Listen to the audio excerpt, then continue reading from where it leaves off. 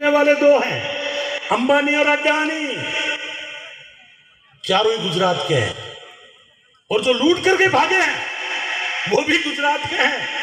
नीरव मोदी 30,000 करोड़ लेके भाग गया गुजरात का, 9,000 करोड़ रुपए विजय माल्या लेके भाग गया गुजरात का, 15,000 करोड़ रुपए मोइन चौकसी लेके भाग गया गुजरात का, 5,000 करोड़ रुपए ललित मोदी लेके भाग गया गुजरात का। और सबके फोटो बीजेपी के नेताओं के साथ विदेश भाग गए। और जब बीजेपी के नेता विदेश घूमने जाते हैं उनके साथ फोटो नजर आएगा। और हमारे को अगर एक केसीसी नहीं भरी गई, खेत कुड़क हो जाएगा।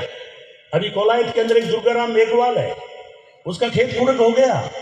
एक तरफ केंद्र सरकार कह रही है केसीसी के बदले किसान का खेत हम लोग नहीं लेंगे, अभी वो भी कुड़क हुआ है। इसलिए मैं कह रहा हूं, खाली अगर हम भजन गाते रहे तो अर्जुन जी जैसा भी दो कड़ी कह करके वोट ले जाएगा। मैं भी जानता हूं भजन, आप हो तो हारमोनियम ले आओ, अभी बजा के बता दूंगा। एक सुर गलत हो जाए तो बता दे। इसलिए मैं आपसे आग्रह कर रहा हूं, इस देश के अंदर खतरनाक लोगों के हाथ में देश है। आज तक डॉक्टर अंबेडकर साहब का अपमान करने की हिम्मत नहीं पड़ी पार्लियामेंट में। ये पहला व्यक्ति है जो गृह मंत्री है और खड़े होकर बोल गया। आज पूरे देश में हमारे पार्टी के सांसद चाहे राहुल जी, प्रियंका जी, खड़गे साहब, आप खड़गे साहब के बारे में नहीं जानते, लेकिन मैं कह रहा हूं मंच के माध्यम से, मेरा भी 30 साल से संघर्ष है।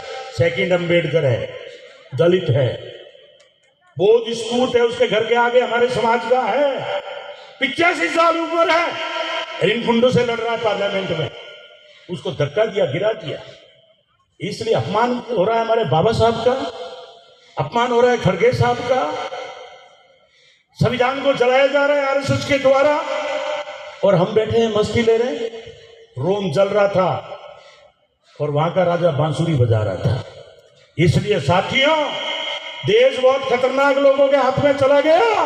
हमें हार का कब नहीं है।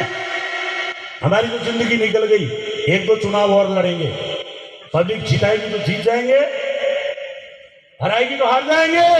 पर मैं नौजवानों को कहना चाहता हूं, एक हो जाओ तो सेफ हो जाओगे।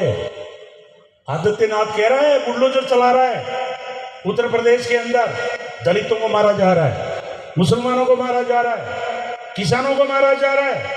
हमारे जाट समाज की बेटियां इंटरनेशनल मेडल लेके आई थी कि जो हमारी आरक्षित सीटें हैं उनमें 2 वोटों का अधिकार था। एक तो आरक्षित के एमएलए को जीता है, एक सामान्य को जीता है। अगर आज वो नीति लागू हो जाती तो हमें हार का मुंह नहीं देखना पड़ता। हम हारने का कारण जानते हैं कि अगर हम आपकी बात नहीं उठाएंगे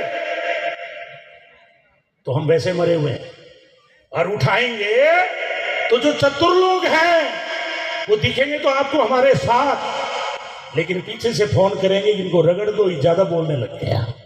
उनको कौन सा आदमी चाहिए जो उनकी जेब में रहे, कमाऊ बेटा चाहिए। इसलिए मैं कह रहा हूं कि आप नौकरी रख सकते हो। अंग्रेजों ने कहा था कि भारत के लोगों को नौकरी दे देंगे, पर राजनीति में हिस्सा मत लो। इसलिए मैं कह रहा हूं, मास्टर बन गए, पटवारी बन गए, अफसर बन गए, लेकिन राजनीति में अगर हिस्सेदारी नहीं होगी तो आपको कोई नहीं पूछेगा। एक रिजर्व सीट आती है सरपंच की, 8-8 खड़े हो जाओगे। फिर क्या करते हैं चतुर लोग, जेठाराम जी वहीं का चतुर आदमी एक होशियार को, मरे हुए को खड़ा करके और वो जिता जाएगा, तुम 8 खड़े हो 8 को हरा देगा।